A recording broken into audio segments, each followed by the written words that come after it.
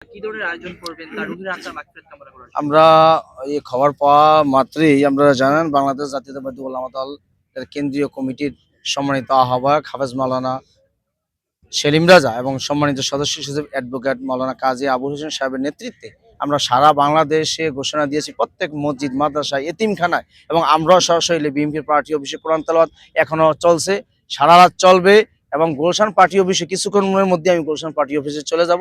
সারা রাত ব্যাপী দোয়া দুরূদ চলবে, কোরআন তেলাওয়াত চলবে। আল্লাহ রাব্বুল আলামিন যেন মাকে ক্ষমা করে দেয় এবং ওনাকে যেন জান্নাত নসিব করে এবং ওনার পাশে শিয়াইতে আমার শহীদ প্রেসিডেন্ট জিয়াউর রহমানকে যেন আল্লাহ পাক জান্নাত নসিব করে, এই দোয়াটুকুই রব্বে কারিমের কাছে আমরা রাখি ইনশাআল্লাহ।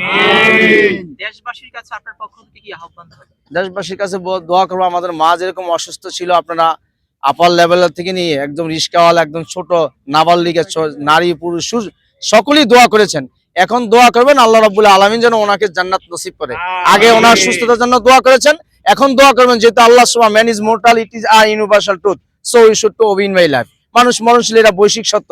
যেহেতু মা মারা গিয়েছে, দুনিয়ার জীবনে নাই, সকলের কাছে কোটি কোটি জনতার কাছে সকলের কাছে দোয়া চাই বাংলাদেশ জাতীয়তাবাদী ওলামা দলের পক্ষ থেকে, মাকে যেন আল্লাহ জান্নাত নসিব করে, ওনার কবরের জীবনটা যেন সুখীময় শান্তিময় করে দেয়, জিয়া পরিবারের প্রতি যেন আল্লাহ খাস রহমত নাজিল করে।